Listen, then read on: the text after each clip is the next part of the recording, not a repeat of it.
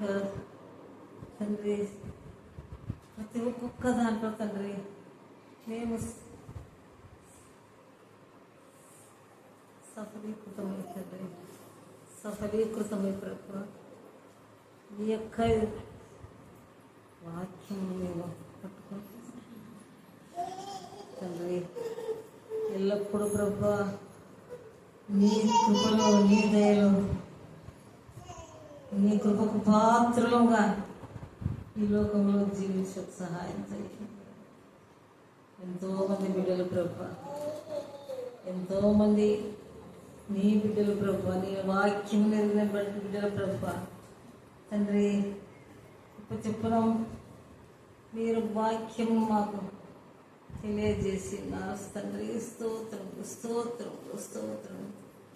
అన్ని తలంపులు మీవి ప్రభు, అన్ని తలంపులు మీవి ప్రభు. మట్టివారం మల్పులం స్వామి, ఏ యోగ్యత లేని వారం స్వామి, మూర్ఖులం స్వామి తండ్రి.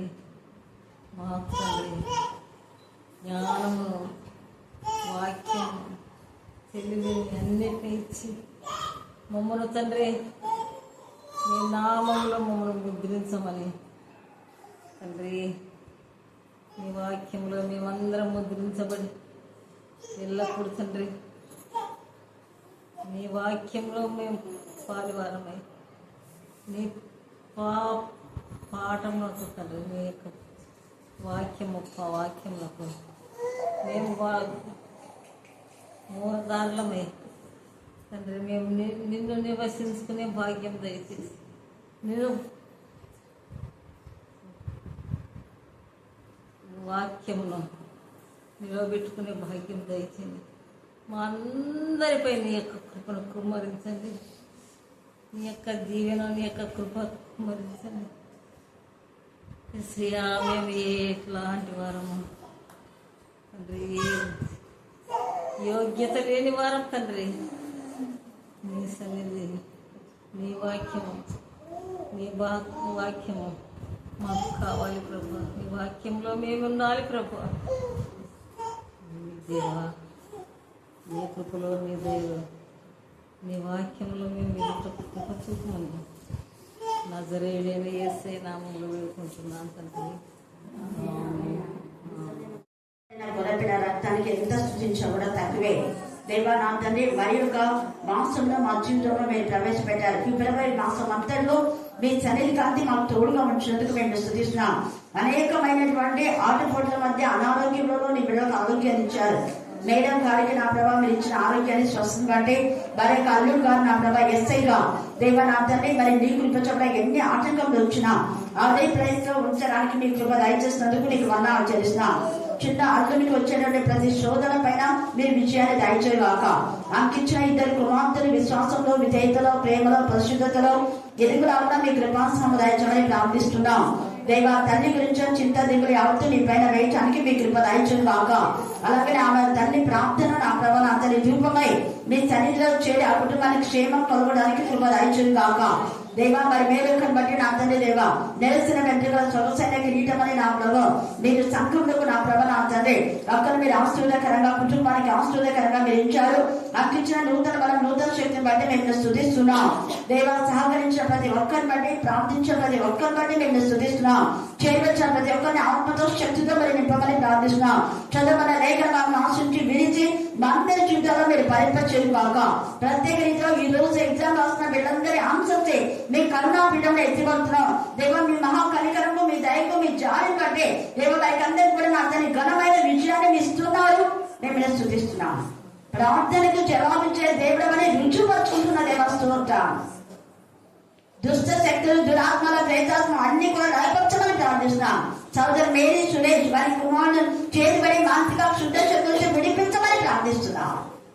దేవా మేము నీ సన్నిధికి రావడానికి దేవుని భయం జ్ఞానం వివేకం దయచేయండి. దేవా ప్రతి భయం అలచడి కలవర నుంచి విడిపించమని ప్రార్థిస్తున్నాం. నీకే వందనాలు చెల్లిస్తూ మమ్మల్ని ఆత్మను మించుకగే సమర్పిస్తున్నా. యేసుక్రీస్తు శక్తిగల నామమున ప్రార్థిస్తూ జ్యోతులను పోలిన వారై ప్రకాశించురు. జ్యోతుల వలె ప్రకాశించువారు. చెప్పండి ఏంటి? జ్యోతుల చెప్పాలి. అయితే ఎవరు వాళ్ళు అంటే బుద్ధిమంతులైతే అంటాడు. బుద్ధిమంతుల గురించి దానియేలు కంక్లూజన్ తేజగా తెలియజేస్తున్నాడు. ఎందుకంటే ఆయన అనుభవంలో 1వ అధ్యాయం నుంచి 11వ అధ్యాయం దాకా బుద్ధిగల రాజులు ఉన్నారు, బుద్ధి లేని రాజులు ఉన్నారు. ఒక ప్రశ్న, మరి ఆయన అనుభవంలో బుద్ధి లేని రాజు ఎవరు? బెల్షాసర్. బెల్షాసర్ అని డానియేలు పేరు, బెల్షాసర్ అంటే రాజు. దేవత ఇద్దరు, 2 దేవతల పేర్లే. ఇక్కడ బెల్షాసరు బుద్ధి లేని వాడే. చెప్పినా కూడా దేవునికి మనం భయపడాలి, లోబడాలి. మీ నాన్నగారి కాలంలో మీ నాన్న కూడా పశ్చాత్తాపడి దేవునికి భయపడి లోబడి శాస్త్రాలను మార్చి 120 సంస్థానాలన్నీ కూడా దేవుని బలపరచాలని ఆయన రాశాడు అని చెప్పినా కూడా పశ్చాత్తాపడి. ఈ యొక్క సమయంలో మన జ్ఞాపకం చేస్తాడు. పశ్చాత్తాపం అనేది మనిషిలో లేకపోతే ఎంత ఉగ్రతనో బెల్షాసరును చూసి మనం నేర్చుకోవాలి. అంటే కొంతమందికి దేవుని ఉగ్రత వెంటనే వస్తుంది, కొంతమందికి తర్వాత వస్తుంది.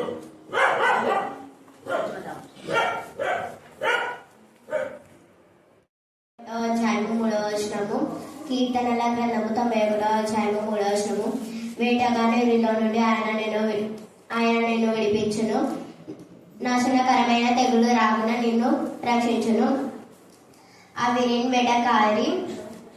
వెటకారి కార్యాలింగ నాశన మహమ్మారి లింగం విడువు. సువార్త 6వ అధ్యాయము 35వ వచనము.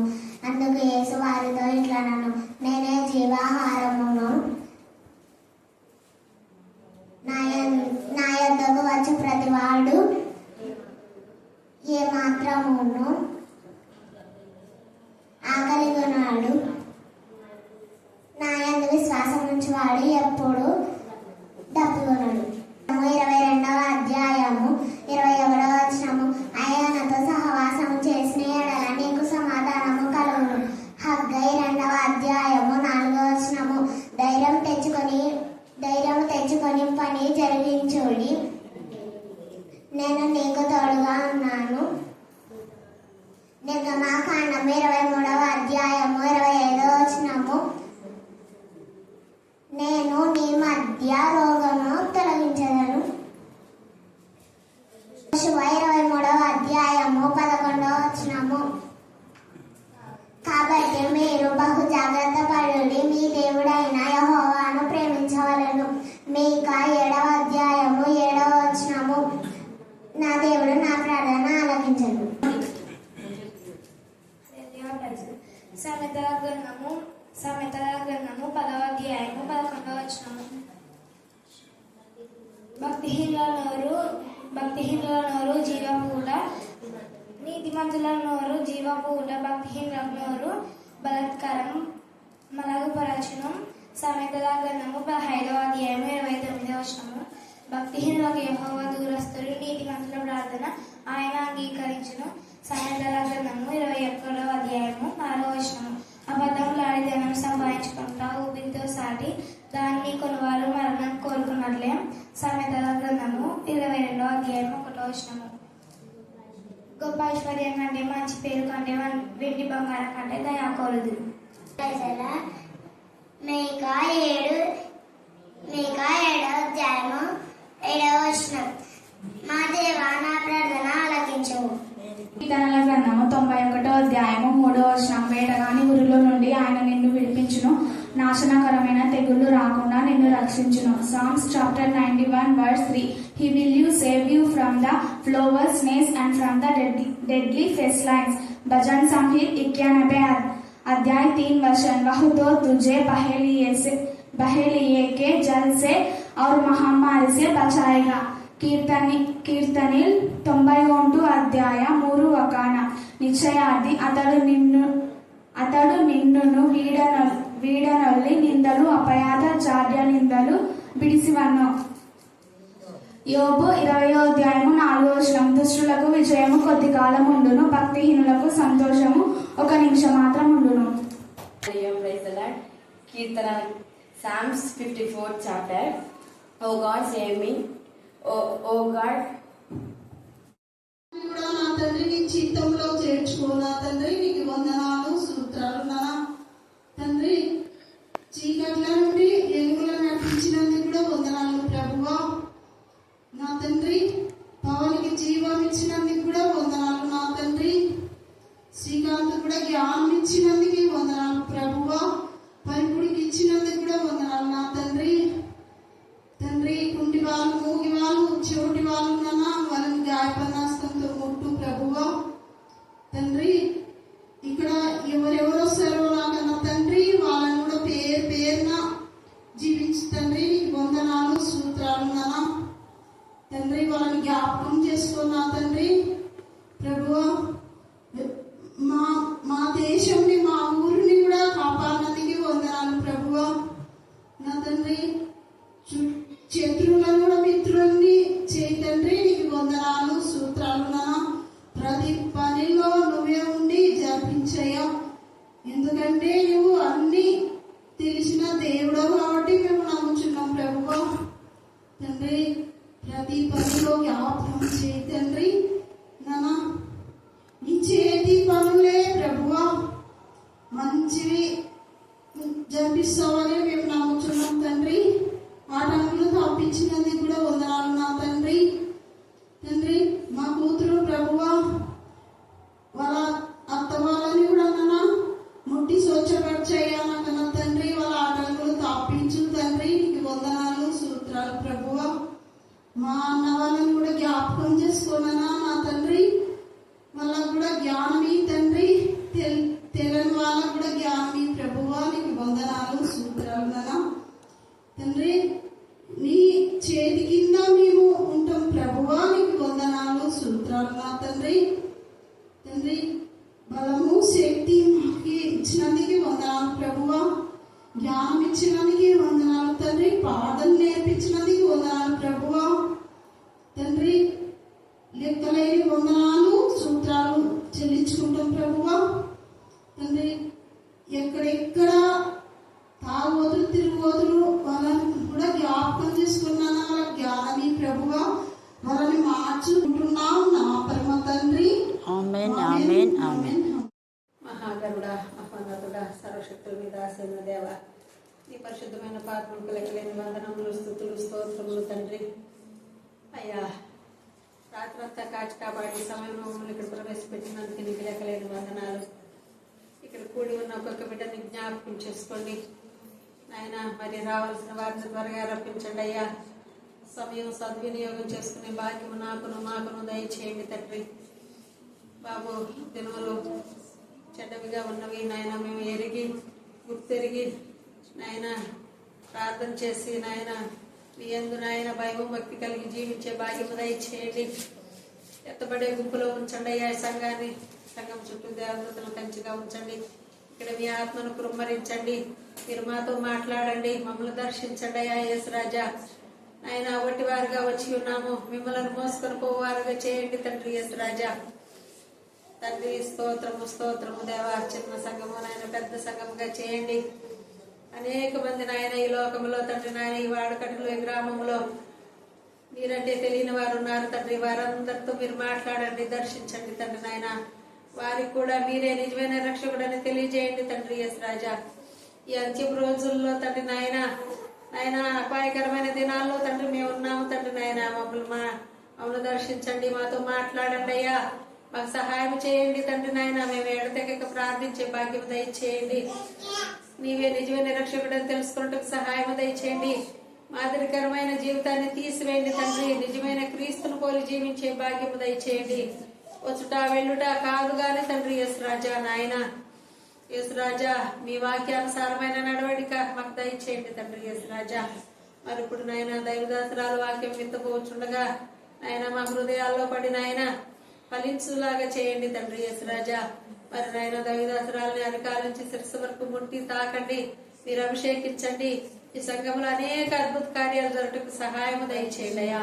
ఆవిడ అవసరతలు సమస్తము తీర్చి పెట్టండి తండ్రి. యేసు నాయన ఈ గ్రామాన్ని నానాటికి అభివృద్ధి పరచండి.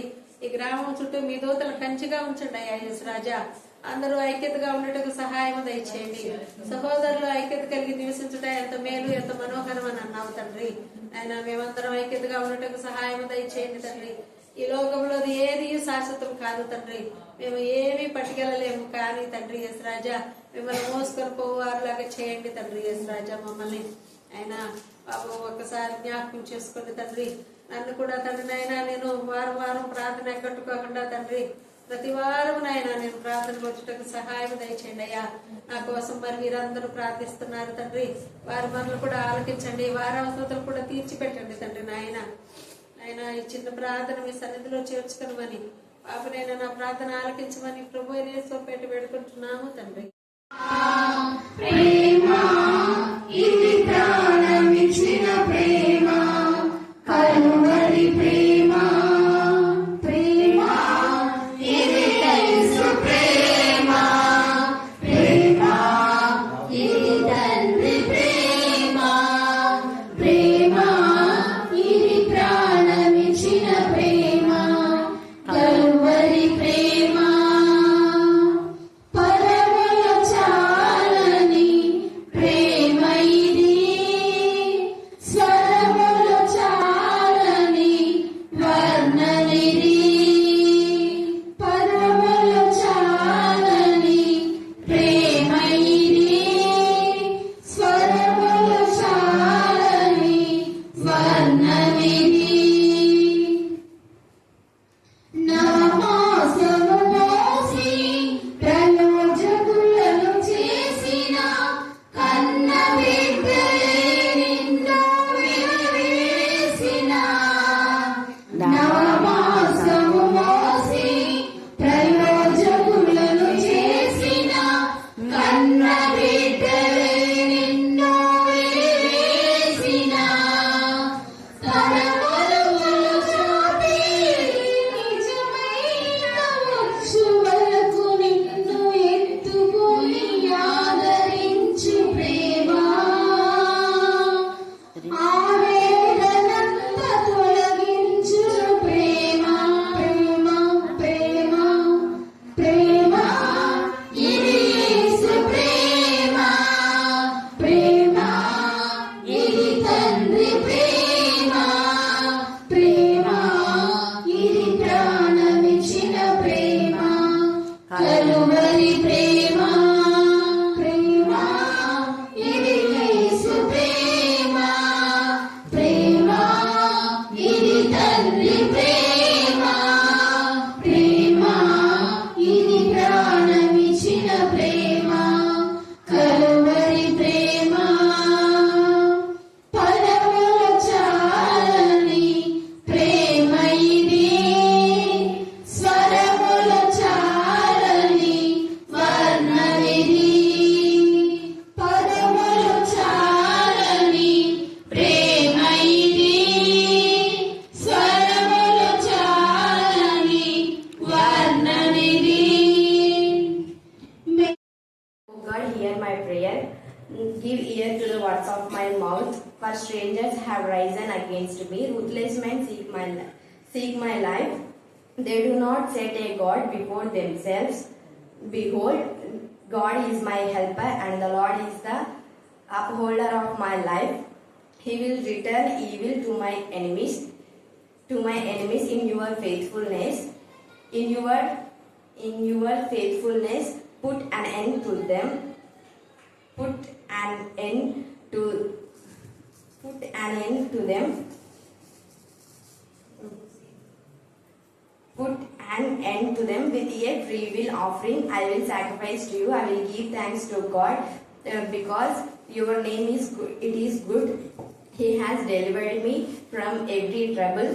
He has delivered me from every trouble, and my eye has looked in triumph on my enemies.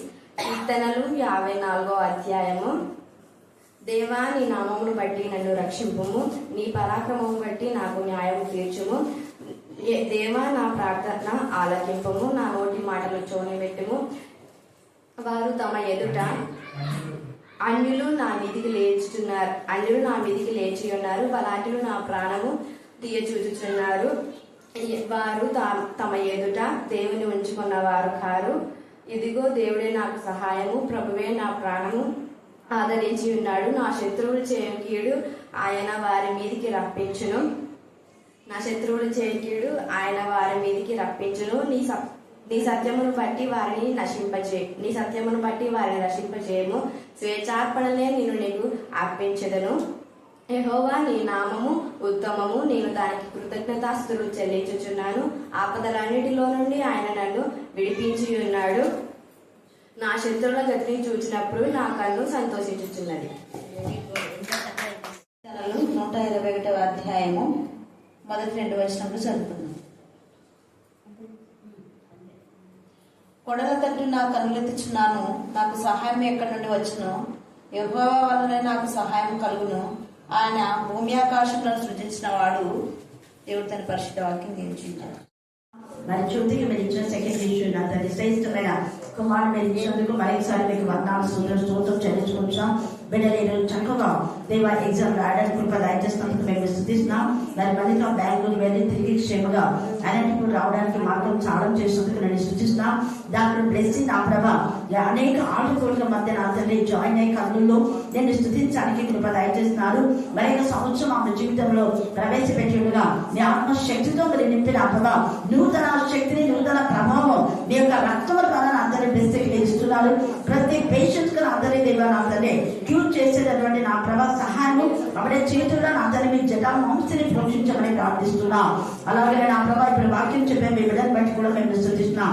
నూతనంగా వచ్చిన కుమారుడు బట్టి కూడా నీకు వందనాలు చెల్లిస్తున్నాం. అనుదినము మీరు నూతన ఆత్మను పంపుతున్న విధానం బట్టి మేము స్తుతిస్తున్నాం. అన్ని జనులు మా పూర్వం మిమ్మల్ని నమ్మి నా ప్రభా భయపడి లోబడి నీ వాక్యం వినాలని ఎంతో తపన కలిగి ఉండగా అనేక దుష్ట శక్తులు నా ప్రభా నా తండ్రి దురదక్షములు కొలవాలని గద్దించి బుద్ధి చెప్పమని ప్రార్థిస్తున్నాం. స్తోత్రం దేవ మీకే స్తోత్రం, మీకే స్తోత్రం, మీకే స్తోత్రం, మీకే స్తోత్రం.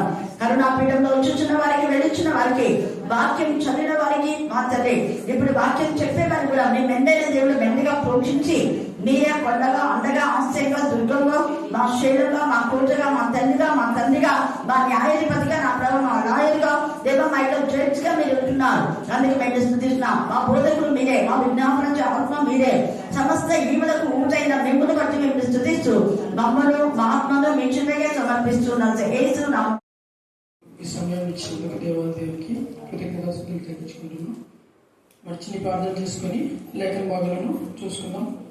ప్రేమ నమ్మకం కలిగిన ప్రియ పరలోకమందున్న మా పరమ తండ్రి మీ యొక్క ఘనమైన శ్రేష్టమైన నామానికి వందనాలు స్తుతులు స్తోత్రం చెల్లించుకుంటున్నాం. నైనా మా యొక్క సమయంలో నా తండ్రి మరి యొక్క వాక్యాన్ని నా తండ్రి ప్రభువ మరి యొక్క మా ఆత్మలకు జీవాహారము గల తండ్రి ప్రభువ అందించుచుండగా నా తండ్రి మరి మా నోటి ద్వారా నా తండ్రి ప్రభువ మరి నీవే మా పక్షముగా వాదించమని వేడుకొనిచున్నాము నాయన. ఆ యొక్క నోటి ద్వారా నా తండ్రి ప్రభువ మరి నీ యొక్క శక్తితలో నా తండ్రి ప్రభువ అక్కడించగల యొక్క ఖడ్గము వంటి వాక్యాన్ని బయలుపరచుకుని వేడుకొనిచున్నాము తండ్రి. అటు సహాయం ఒక దయచేయమని వేడుకొనిచున్నాము నాయన. ఆయా మరి చెప్పేవారు మేము కాదు కానీ మా సహాయకుడు ఉన్న తండ్రి ప్రభువ మరి నీవే ఉండిన తండ్రి మమ్మల్ని బలపరిచి ధైర్యపరిచిన తండ్రి ప్రభువ ఆ యొక్క మాటలన్నింటినీ స్థిరపరిచిన తండ్రి ప్రభువ మరి నీ మీద నమ్మకం కలిగి మీ విన్న తండ్రి ప్రభువ ఆశ్రయించగల కృప దయచేయమని మరి పొద్దున్న సమయం అంతా నీకే అప్పగించుకుంటూ ఈ యొక్క ప్రార్థన ఈ యొక్క నజరేయుడైన యేసుక్రీస్తు అతి పరిశుద్ధ నామములో అడిగి వేడుకొనిచున్నాం మా పరలోకపు తండ్రి. ఆమేన్, ఆమేన్, ఆమేన్. లేఖన భాగాలు చూసుకున్నాం కదా. 121వ కీర్తన 1-2 వచనాలు చూసుకున్నాం మనము. మరి ఇక్కడ యాత్ర కీర్తన అని చెప్పి మనకి ఇక్కడ గ్రంథం సెలవిస్తుంది. మరి యొక్క వాక్యాలు మనం చూస్తే సహాయం కొరకు విన్నవించున్నట్లుగా అంటే సహాయము ఎక్కడ ఉంది అని వెతుకుతున్నట్లుగా ఆయన ఇక్కడ మాటలు మనము చూస్తుంటాం. ఏమంటున్నాడు? కొండల తట్టు నా కళ్ళు ఎత్తుచున్నాను, నాకు సహాయం ఎక్కడి నుండి వచ్చును అని అంటున్నాడు ఆయన. అంటే కొండల తట్టు నేను చూస్తున్నా కానీ నాకు సహాయము ఎక్కడి నుండి వస్తుంది అని ఒక క్వశ్చన్ వేసి మళ్ళీ ఆన్సర్ కింద ఇచ్చినాడు. అంటే ఆ కొండల తట్టు అని అంటున్నాడు. అంటే మామూలుగా కొండలు అంటే దేవునికి నిలయాలు అనేటటువంటివి ఆ కాలంలో ఉన్నాయి, ఈ కాలంలో కూడా ఉన్నాయి. అంటే చాలా ప్రదేశాల్లో కొండలపైన ఎవరు ఉంటారు? దేవుళ్ళు ఉంటారు అనమాట. అంటే అప్పటి కాలంలో కూడా ఆ అన్య దేవతలు అయితేనేమి అంటే భారతదేశానికి సంబంధించింది కాక ఆ యొక్క వేరే దేశాల్లో కూడా ఆ యొక్క దేశాల్లో ఆ అంటే సహాయకులని పిలువబడే వారిలో చాలా మంది కొండల వైపు ఉంటున్నారు అనమాట. భక్తులు అంటున్నాడు, అందుకని కొండల తట్టు నా కన్నులు ఎత్తుచున్నాను, అంటే వారి వైపు నేను ఎత్తుచున్నా, కానీ నా సహాయము ఎక్కడి నుండి వస్తుంది అని చెప్పి ఆయన మళ్ళీ తిరిగి అంటున్నాడు. మళ్ళీ ఎవరి వల్ల వస్తుందంట? యెహోవా వల్లనే నాకు సహాయం కలుగును, ఆయన భూమిని ఆకాశమును సృజించిన వాడు అంటున్నాడు. అంటే ఈయన అంటే ఆయనకు అర్థమైంది అనమాట. ఈ యొక్క మనం మాటలు చూసుకుంటే ఆయనకు అర్థమైంది ఎవరి వల్ల అంటే భూమిని ఆకాశాన్ని సృజించిన వాడు అంటే సృష్టికర్త వల్లనే నాకు సహాయము కలుగుతుంది. అంటే ఆ యొక్క బయలు దేవతలు అంటే అక్కడ మనం పూర్తిగా తెలుగు అంటే మీకోసం చెప్తున్నాం. బైబిల్లో ఉన్నటువంటి ఆ దేవుళ్ళ పేరు చాలా ఉన్నాయి కదా, బయలు కానీ ఇంకా మిగతా దేవతలు దేవుళ్ళని వాడేవారు చాలా మంది ఉన్నారు. అంటే వాటి వల్ల సహాయం మాకు రాదు. అంటే ఆ దూడ చేసుకున్నారు అప్పుడు అప్పుడు ఆ దూడ వల్ల మాకు సహాయం రాదు, వేటి వల్ల మాకు సహాయము రాదు. అంటే యెహోవా అంటే భూమిని ఆకాశమును సృజించిన యెహోవా వలనే మాకు సహాయం కలుగుతుంది అని చెప్పి భక్తుడు నమ్ముతున్నాడంట. అంటే మరి మనం కూడా ఇప్పుడు ఒక నమ్మకం కలిగితేనే మనం వాళ్ళ మీద సహాయం కొరకు మనము అర్జించవచ్చు అనమాట. అప్పుడు అదే మనము నమ్మకం లేకపోతే వాళ్ళ దగ్గరికి పోలేము, ఆ నమ్మకం కూడా రాదు. ఇప్పుడు నీకు ఒక హెల్ప్ కావాలంటే వాడు చేయగలరు అని చెప్తే వాళ్ళ దగ్గరికి వెళ్ళి నువ్వు సహాయం చేస్తావు, లేకపోతే వెళ్ళవు. అందుకే అంటున్నాడు, ఆ కొండలు తట్టు కళ్ళు ఎత్తున్న కన్నాకు సహాయం ఎక్కడి నుంచి వస్తుంది, ఎవరి వల్ల వస్తుంది అంటే జీవం కలిగినటువంటి దేవుడైనటువంటి భూమి ఆకాశం సృజించిన యెహోవా వలన నాకు సహాయము వస్తుంది అని చెప్పి భక్తుడు ఇక్కడ అంటున్నాడు. మరి ఆ సహాయాన్ని మనం పొందుకోవాలంటే మనము ఆయన మీద ఏ విధంగా ఆశ్రయించాలి, ఏ విధంగా మనము ఆయన దగ్గరికి రావాలి, అంటే ఏ విధంగా మనము ఉండాలి అనేవి కొన్ని విషయాలు మనము ఈ సమయం అంతా చూసుకుందాం. మరి మొదట మనం చూస్తే మనం సహాయం వస్తుంది అని అంటున్నాం. సహాయం వస్తుంది అంటే మనం అనుకుంటే సరిపోతా, లేదంటే వాళ్ళకి అడిగిపోవాలా? వాళ్ళ దగ్గరికి ఖచ్చితంగా పోవాలి. అంటే యెహోవాను ఆశ్రయించిన వారు ధన్యులు. యెహోవాను అంటే మనుషులను నమ్ముకున్నట కంటే యెహోవాను ఆశ్రయించుట మేలు అని 118వ కీర్తన 8వ వచనంలో ఉంటుందన్నమాట. అంటే యెహోవాను ఆశ్రయించుట మేలు అంటే దేవుని దగ్గరకు వచ్చి ఆశ్రయించాలి. ఆయనను మొదట మనం ఆశ్రయించి తర్వాత ఆయనను మనము అంటే మన బాధలేవో మన యొక్క ఏవైతే మనకు ఉన్నాయో అవన్నీ నువ్వు చెప్పుకోవాలి. ఆ సహాయకుడికి సహాయం చేసేటటువంటి ఆ యొక్క సహాయుడికి మనము చెప్పేవారిగా ఉండాలి. ఎందుకు అంటే ఈయన అంటే ఈ సహాయకుడు ఏ విధంగా ఉన్నాడంటే ఒక కోటగా, ఒక కొండగా, ఒక దుర్గముగా, ఒక శైలముగా, ఒక బలము అన్ని తానై ఉన్నాడు అనమాట. అంటే అందుకే అన్నాడు కదా, భూమి ఆకాశములను సృజించిన వాడు అని చెప్పి ఇక్కడ రాస్తున్నారు. అంటే ఆయన మనము ఆశ్రయించున్నాం అంటే ఆయన యొక్క బలాన్ని మనం తెలుసుకున్నాం, ఆయన యొక్క శక్తిని మనము తెలుసుకొని ఆయన యందు మనము ఆశ్రయము పొందాలన్నమాట. మరి ఆశ్రయం పొంది తర్వాత మనం ఏం చేయకూడదు అని అంటే సందేహ పడకూడదు. మరి ఇంకా సందేహపడే వారిలో మనము చూసుకుంటాం. మొదటి నుండి వచ్చినటువంటి ఇశ్రాయేలీయులు ఎన్నిసార్లు ఆయన మీద సందేహ పడి ఉన్నారు మనము చూసుకోవచ్చు అనమాట. అంటే ఆ యొక్క సందేహపడకుండా అపనమ్మికలు అవన్నీ కూడా మనము చూడొచ్చు. మరి ఇదే కీర్తనలో 78వ కీర్తన 18 నుంచి మనం 18వ వచనం ఒకసారి చదువుకుంటే, వారు తమ ఆశ కొలది ఆహారం అడుగుచు తమ హృదయంలో దేవుణ్ణి శోధించిరి. దేవుడు మరి సమస్తమును గ్రహించగలిగినటువంటి వారిని మనకు తెలుసు. ఆయన ఎక్కడ శోధించినారు? హృదయంలో శోధించినారంట. అంటే బయటికి తిట్టలేరు, అరే ఇట్లా చేసినాడు అట్లా చేసినాడు దేవుడు అని చెప్పి. ఎక్కడ శోధించినాడు? హృదయంలోనే శోధించినారు. అంటే మాకు ఇన్ని ఇచ్చినా ఇంకా తక్కువైనాయి, మాకు అది చేయలే ఇది చేయలే అని చెప్పి అన్ని చేసినా కూడా దేవుని వాళ్ళు హృదయంలో శోధించుతూ వచ్చినారు అనమాట. మరి 40వ వచనం నుంచి కూడా మనం కొన్ని వచనాలు చూస్తే, ఇది అరణ్యమున వారు ఆయన మీద ఎన్ని మారులో తిరగబడి ఎడారి యందు దుఃఖపెట్టిరి. ఎన్ని మారులు దుఃఖపెట్టిరి, మాటి మాటికి వారు దేవుని శోధించిరి, మాటి మాటికి ఇశ్రాయేలు పరిశుద్ధ దేవునికి సంతాపము కలిగించిరి అంటున్నాడు ఇక్కడ. అంటే మరి ఒక వచనంలో మనం చూసుకోవచ్చు, ఆ యొక్క ప్రజలలాగా మనము ఆశ్రయించినటువంటి ఆ యొక్క సహాయకుడికి ఏ విధంగా ఉండకూడదంట, ఆయనను దుఃఖపెట్టేవారిగా, ఆయనను శోధించేవారిగా మనము ఉండకూడదు. అంటే ఆయన తెలుసు, ఆయన అన్ని సహాయం చేయగల సమర్థుడని మనము ఆయన దగ్గర సహాయం కోరడానికి మన చేతులను చాచి ఉంచుతున్నాం. కానీ మరియు ఆయన చేస్తారా చేయరా అనేది అపనమ్మకంతో, అంటే సందేహపడకుండా మనం ఆయన మందు పూర్తిగా నమ్మకము ఉంచి ఉండాలి. మరి కీర్తనల గ్రంథం 26వ కీర్తన 1వ వచనం చివరిలో ఒక మాట అంటాడు దావీదు,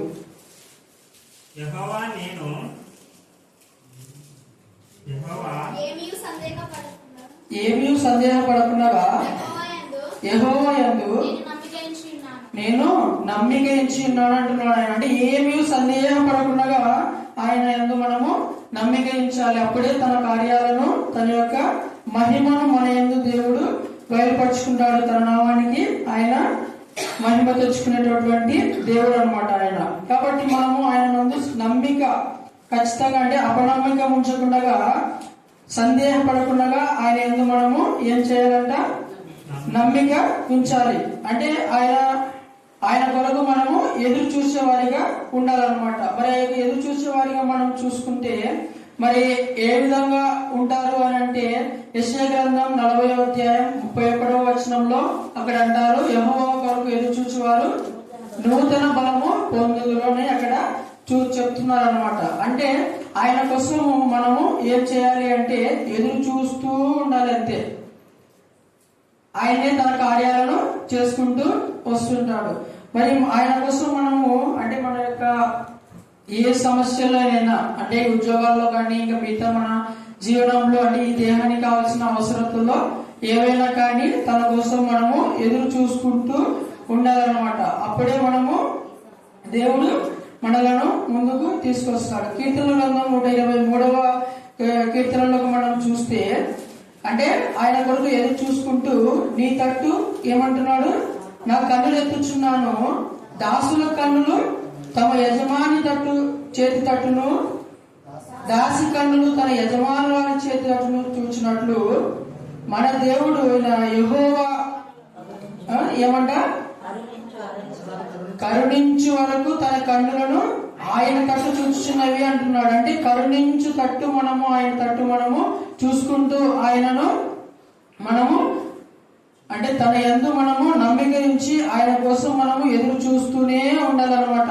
అంటే ఆయన చిత్తం ఏదో మనకు తెలియదు, మన చిత్తం కాదు కదా నెరవేరాల్సింది, ఆయన చిత్తమే నెరవేరాలి. కాబట్టి ఆయన చిత్తం ఏదో మనం చూసుకుంటూ ఉండిపోవాలన్నమాట. అంతే తప్ప ఏది మనము ముందడుగు, అంటే అపనమ్మికతో మనము ముందడుగు వేసి వెళ్ళిపోయినటువంటి వారిగా మనము ఉండకూడదు.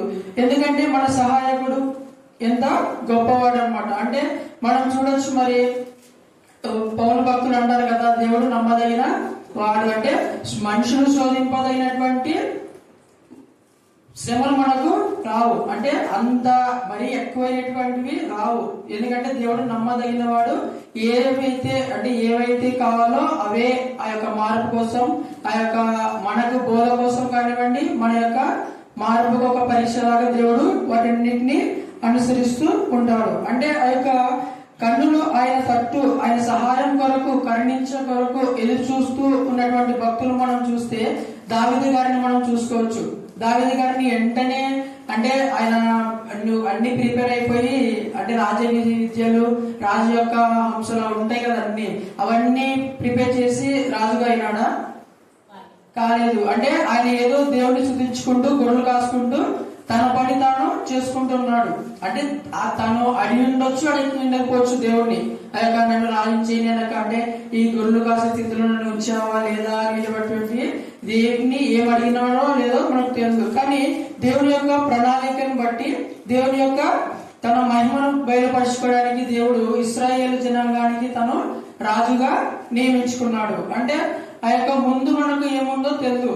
కానీ దేవుడు ప్రణాళికలో మనము పోతూ ఉంటే తన యందు నమ్మిక ఉంచి ఆయన వైపు మనము కళ్ళెత్తి చూడాలి అంతే. ఇప్పుడు సహాయం ఎట్టిపోతుందంటే ఇంకా చూసారు కదా మీరే, అంటే ఆ యొక్క దావీదు దావీదు దావీదు అని ఎన్నిసార్లు దేవుడు బైబిల్లో ఆ యొక్క మాటను రాపించి ఉన్నారో మనము చూడవచ్చు అనమాట. అంటే ఆ యొక్క మాటను అంటే నీతిమంతుల మాటలు, అంటే నీతిమంతులు దేవుడు చాలా మందిని ఉంచి ఉన్నాడు బైబిల్లో. కానీ దావీదు మాట మనం చూస్తే తన ప్రియ కుమారుని సైతం దావీదు వంశావళిలో చేర్చి ఆయన యొక్క నామానికి దేవుడు మహిమపరుచుకున్నాడు అనమాట. ఆ విధంగా దేవుడిని కొరకు మనము ఆయన సహాయం చేసేవాడని చెప్పి మనము ఆయనను ఆశ్రయిస్తే అంటే మనము ఊహకు మించినటువంటి కార్యాలైన ఎన్నో చేయగలటువంటి సమర్థులు అనమాట. అదేవిధంగా మనం యోసేపు గారి జీవితంలో కూడా మనం చూసుకుంటాం. అంటే నన్ను దేవుడు ఇట్లా గుండెలో తప్పిస్తాడు, అన్నల చేత తృణీకరింపబడి చేస్తాడు, మరి తర్వాత నన్ను ఒక రాజు తర్వాత రాజు అంతటితో చేస్తాడు అనే నమ్మకము అవిశ్వాసం ఆయనకు ఉంటుందా? లేదు. అంటే అన్నలు ఉన్నారు, అన్నల తర్వాత నేను సెటిల్ అయితే అప్పుడు కల్లా అని చెప్పి ఆ యొక్క చిన్ని వయసులోనే తృణీకరింపబడి దిక్కులేని స్థితిలో ఒంటరితనంలో ఆయన ఏం చేస్తున్నాడు? మాలో దేవుడినే అంటే దేవుడి వైపే, ఇంకా ఆయనే నా తండ్రి, ఆయనే నా సహాయకుడు, ఆయన నా తల్లి తండ్రి, ఇంకా అన్ని ఉంటాయి కదా మన బైబిల్లో. సహాయం అంటే ఒక భర్తగా దేవుడే ఉంటాడు, సహాయకుడుగా దేవుడే ఉంటాడు, స్నేహితుడిగా అన్ని, ఇంకా తల్లి తండ్రి సహాయకుడు అధికారి అన్ని దేవుడే అని చెప్పి నమ్మి ఉన్నటువంటి భక్తులను మనము ఎందరినో చూస్తాం అన్నమాట గ్రంథంలో. ఈ రకంగా యోసేపు గారు ఆ జీవితంలో అంటే దేవునికి సహాయకుడు అని చెప్పి దేవుడి మీద ఆధారపడి తన యొక్క పరిస్థితిని ఏ విధంగా దేవుడు మార్చాడో మనము ఆ యొక్క మాటల్లో మనం కూడా చూడొచ్చు అనమాట.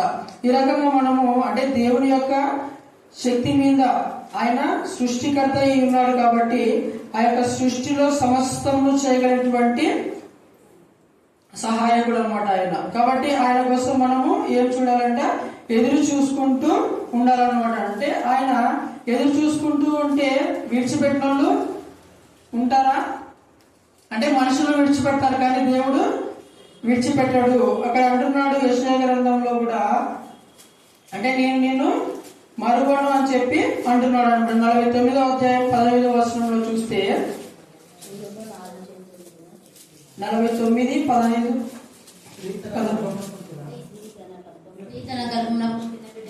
స్త్రీ తన గర్భంలో పుట్టిన బిడ్డను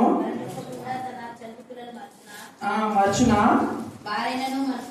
వారైనా మర్చిపోతారేమో, నేను నిన్ను మరువను, చూడుము నా అరచేతిలో నిన్ను చెక్కి ఉన్నాను అని దేవుడు అంటే ఈ యొక్క ఇశ్రాయేలు సహాయకుడు సెలవిస్తా ఉంటున్నాడు. అంటే వాళ్ళైనా సహాయం చేస్తా అని చెప్పి నీకు సహాయం చేయకుండా వెనుతిరిగి ఉండొచ్చేమో. అంటే కన్నా తల్లితో పోలుస్తున్నాడు ఇక్కడ దేవుడు.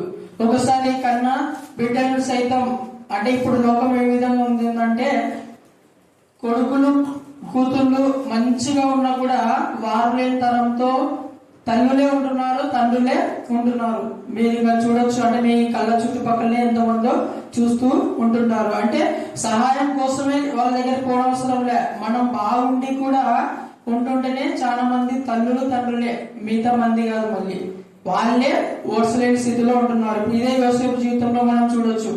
ఆ విధంగా అంటే ఇప్పుడున్న సిచ్యువేషన్ లో కూడా ఆ రకాలైనటువంటి ఉంటున్నాయి. అందుకే దేవుడు అంటున్నాడు వాళ్ళైనా మరుస్తారేమో కానీ నేను మరువను అంటున్నాడు. అంటే తాను ఎత్తుకొని ముద్దాడినటువంటి దేవుడై ఉన్నాడు మనకు. కాబట్టి మనము ఆయన యందు మనము ఎదురు చూస్తూ ఆయన సహాయం కొరకు మనము ఎదురు చూసుకుంటూ ఉండాలన్నమాట. అంటే ఆయన మరువని సహాయకుడై ఉన్నాడు మనకు.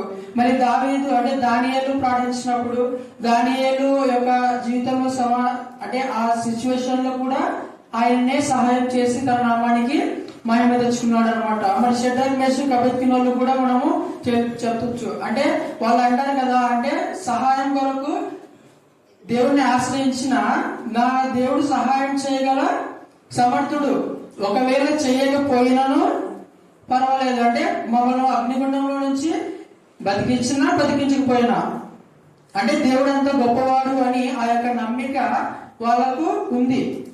కాబట్టి అంటే ఆ నమ్మకం మనకు ఉందా లేదా అనే విషయాన్ని మనము జ్ఞాపకం చేసుకోవాలన్నమాట. అంటే దేవుడే మనకు సహాయం చేస్తాడు అనేటటువంటి ఆ విశ్వాసం ఇంకొక రకంగా చూస్తే సహాయం, నమ్మకము, విశ్వాసం కూడా సేమ్ ఉంటాయన్నమాట. అంటే ఆ యొక్క విశ్వాసం మనము కలిగి ఉంటున్నామా లేదా అనేది మనము చూసుకోవాలన్నమాట.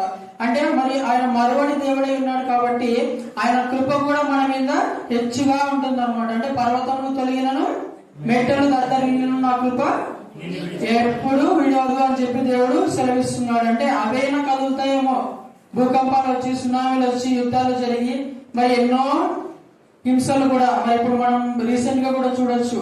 మరి ఇరాను, ఇజ్రాయెల్, యుఎస్ఏ అవన్నీ కూడా యుద్ధాలు జరుగుతూ భయం గుప్పిట్లో చాలా మంది గజగజలాడుతున్నాడు. కానీ దేవుడు వాళ్ళకి ఆ సిచ్యువేషన్ ఇచ్చినాడు. కానీ మనకు ఇప్పుడు ఏ భీతి లేకుండా, అంటే ఏ మరణ భీతి లేకుండా మనల్ని ఇక్కడ సురక్షితంగా జీవింపచేసి, అంటే మనం పండుకొని నిద్రపోయి మేలుకొని లాగున దేవుడు మనకు ఇట్టి క్షేమాన్ని దయచేసి ఉన్నాడు అనమాట. అంటే సహాయకుడు, మన సహాయకుడు ఆ విధంగా ఉన్నాడు అనమాట. అందుని బట్టి మనము దేవునికి కూడా ఎల్లప్పుడూ కృతజ్ఞత కలిగి మనము జీవించే వారిగా మనము ఉండాలి. అంటే దేవుని యొక్క కార్యాలను మనము ఎదురు చూసుకుంటూ ఉండాలి. మరి అన్నగారు కూడా కుమారుల కోసం, అంటే పిల్లల కోసం ఎదురు చూసుకుంటూ ఉన్నారు. కానీ తర్వాత దేవుడు ఇచ్చిన తర్వాత తాను మహిమకరంగా దేవునికి తన బిడ్డను అర్పించుకొని, అంటే తన మొక్కుబడిని తీర్చుకొని ఆయన నామానికి ఘనం తెచ్చుకున్నట్లుగా మనము దేవుడిని ఇక్కడ చూడొచ్చు అనమాట. ఈ రకంగా దేవుడు కరుణించేవారుగా, అంటే ఆయన తట్టు కరుణించేవారిని, ఇప్పుడు మనము ఆయన తట్టు కరుణగా, ఆయన కరుణ కోసం మనం ఎదురు చూసుకుంటుంటే ఆయన మనల్ని కరుణిస్తాడా? కరుణిస్తాడు కదా. అంటే మనము వెళ్ళాలి ఫస్ట్ ఆయన దగ్గరకు. అంటే ఇప్పుడు నాకు ఏ సహాయం నాకు లేదు, నువ్వే నాకు దిక్కు, నువ్వే నాకు అన్న, నా కొండ, నా బలం అని దావీదు గారు అన్నట్లుగా ఆపదలో అయితేనేమి, మామూలుగా ఏ సిచ్యువేషన్ లో అయినా మనము ఆయన యందే మనము నమ్మిక ఉంచేవారిగా మనము ఉండాలి. అంటే ఆ యొక్క సహాయం చేసినటువంటి తర్వాత దేవుడి మీద మనం నమ్మకం ఉంచుకున్నట్లయితే 125వ అధ్యాయంలో కీర్తనలో మనం చూస్తే ఎలా ఉంటారంట, నిత్యము నిలుచు సియోను కొండ వలె ఉంటారంట ఆయన యందు నమ్మిక ఉంచేవారు. అంటే మనం ఆయన యందు నమ్మిక ఉంచితే ఏది కూడా మనము, అంటే ఇంకా అపనమ్మికము అనేది రాదు. ఎప్పుడునూ దేవుడు మనల్ని స్థిరంగా కదలకుండా స్థిరంగా ఉంచి ఉంటాడు అనమాట. ఒకవేళ ఒడిదుడుకులు వచ్చి ఆ యొక్క మన జీవితంలో ఉన్నటువంటి ఆ జీవితం అనే కొండ ఒకవేళ కదిలినా కూడా ఏమని చెప్పాలి? యోబు గారు చెప్తారు కదా, యెహోవా ఇచ్చను యెహోవా తీసుకొని పోయాను అని అట్టి నమ్మకము మనకు ఉండాలి. ఆయన ఎంతో నీతిమంతుడు. కానీ స్నేహితులు వాళ్ళు చెప్తున్నప్పుడు అంటాడు, అంటే నా నీతిలో, ఇప్పుడు యోబు గ్రంథంలో మనం చూస్తే చాలా సార్లు ఆయన దేవుడే సాక్ష్యం ఇస్తాడు, యెహోవా అంటే నీతిమంతుడు లేక నమ్మకమైనటువంటి భక్తుడు అని చెప్పి. కానీ ఆయన ఏమనుకుంటాడు తెలుసా, అంటే నేను నా నీతిలో కూడా దేవుడు ఏం వెతుకుతాడంట, తప్పులు వెతుకుతాడంట. అంటే ఆయన అంత తగ్గింపుతో అంటున్నాడు ఆ మాటలు. అంటే నేను ఎంత నీతిపరుడిగా ఉన్నా, ఎంత నేను అంటే మంచి పనులు చేసినా, నా దగ్గర ఎంత డబ్బున్నా, నేను లోకానికి ఎంత నీతిమంతుడిగా ఉన్నా, కానీ దేవుడి దృష్టిలో, అంటే దేవుని నీతిలో, దేవుని యొక్క జ్ఞానంలో, నా దానిలో కూడా, అంటే నా యొక్క మంచి క్రియలలో కూడా తప్పులను వెతికి నన్ను బుద్ధి చెప్పి, అంటే నాకు బుద్ధి చెప్పి తెయ్యి, అటువంటి శక్తి దేవునికి ఉంటుందన్నమాట. అంటే మనం అనుకుంటాం అంతే, మన యొక్క నీతి అంటే కంటికి కనబడే నీతిని ఆయన నీతిమంతులు, వాళ్ళు భక్తి పరులు, వాళ్ళు మంచి వాళ్ళు అని చెప్పి. కానీ దేవుడు సమస్తము చూసుకుంటూ ఉంటాడు అనమాట. అందుకే అంటారు కదా, పై రూపము ఆయన లక్ష్య పెట్టడు. అంటే హృదయాన్ని ఆయన యొక్క లక్ష్య పెట్టేది, కానీ పై రూపాన్ని ఆయన ఎప్పుడు లక్ష్య పెట్టాడు. మామూలుగా మనం అనుకుంటున్నాం భక్తులు అంటే చాలా మంది మన కంటికి మంచిగా కనిపిస్తేనే వాళ్ళు భక్తి పరులు. కొంతమంది ఉంటారు, అంటే భక్తి పరులైనా విశ్వాసులైనా అంటే బయటికి చూపెట్టుకోకుండా ఉంటారు అనమాట. కొంతమంది ఉంటారు, అంటే అది కూడా బైబిల్ గ్రంథంలో ఉంటారు, తిండికి తిండి లేకుండా పైకి సోగలు పడుతున్నారంట. అంటే ఆ వాక్యంలోనే మళ్ళీ, అంటే వాక్యం మాకు అన్ని తెలుసు, వాక్యం మాకు అంతా తెలుసు అనే విధంగా తిండికి తిండి లేకుండా కూడా, అంటే ఆ బట్టలు అవి లేకుండా కూడా స్టైల్ గా ఉండి ఆ యొక్క దేవుని మాటలు అన్ని మాకు తెలుసు. అంటే యోబు గారి అంత తగ్గింపు గుణంతో ఉన్నప్పుడు మనము దేనికి అంటే దేవుడితో కాకుండా ఆ యొక్క మనుషులతో పోల్చుకున్న యోబు గారి కాయగోటు కూడా మనం సరిపోం. అంటే ఇప్పుడు ఉన్నటువంటి ఆ సిచ్యువేషన్ లో మనం చూస్తే, అంటే అంత నీతిమంతుడిగా దేవుడే ఆయనను సాక్షిగా ఉంచుకున్నాడు అనమాట. ఆ రకంగా ఉన్న మనం బుద్ధులు మనకు మారవన్నమాట. కాబట్టి ఆ యొక్క సహాయకుడిగా మనము దేవుని యొక్క ఆశ్రయించేటప్పుడు మన యొక్క స్థితి కూడా చూసుకోవాలని మీకు చెప్తున్నాను అనమాట. ఆ రకంగా మనము దేవుని మీద మనము ఆశ్రయం అంటే దేవుని మీద మనము నమ్మిక ఉంచి తన యొక్క క్రియలు జరిగించుకుంటున్నప్పుడు దేవుడు మనలను మహిమకరంగా దేవుడు వాడుకుంటాడు అనమాట. అంటే ఇప్పుడు మన యెషయా గ్రంథంలోనే మనం చూస్తే అంటే దేవుడు నిన్ను ఏమంట అన్ని జనులు వచ్చి నిన్ను అంటాడంట. అంటే దేవుడు యెహోవా దేవుడు చేసిన క్రియలను బట్టి నీ దగ్గరకు వచ్చి నిన్ను అడుగుతారు, నిన్ను వాళ్ళు మెచ్చుకుంటారని చెప్పి అక్కడ గ్రంథంలో రాయబడి ఉంది అనమాట. కాబట్టి మనము ఎప్పుడునూ ఆయన సహాయం చేసే దేవుడు అని చెప్పి మనము నమ్మాలి. ఆయన యందు మనము నమ్మిక ఉంచి ఆయన దగ్గరికి మనము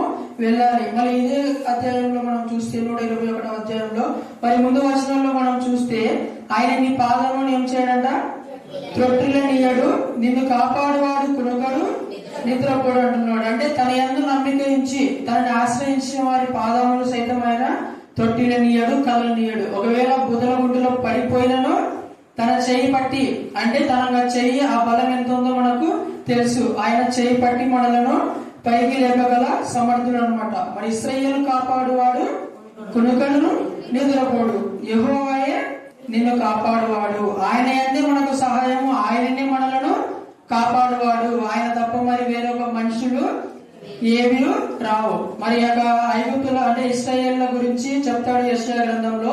ఐగుప్తు యొక్క రాజులు దేవుళ్ళు కాదు, వాళ్ళ గుర్రాలలో ఆత్మలు లేవు, అవి ఏవి నిన్ను తప్పించవు, నిన్ను రక్షించవు. నేనే నిన్ను కాపాడువాడను, నేనే నిన్ను రక్షించేవాడను, నేను ఉన్నాను వాడను, అనబడిన వాడను అని చెప్పి దేవుడు సెలవిస్తూ ఉంటున్నాడు. కాబట్టి ఆయన అంటున్నాడు ఇంకా, నీ కుడి పక్కల యెహోవా నీకు నీడగాను ఉండును, పగలు ఎండ దెబ్బ అయినను నీకు తగలదు, రాత్రి వెన్నెల దెబ్బ అయినను నీకు తగలదు, ఏ అపాయం రాకుండా యెహోవా నిన్ను కాపాడును అంటున్నాడు. మరి ఈ అధ్యాయంలోని కాకుండా మనము 91వ కీర్తనలో మనం చూడొచ్చు, 23వ కీర్తనలో మనం దానిలో చూస్తే కూడా అక్కడ అంటే మన నమ్మకం మనము చూసుకోవాలన్నమాట.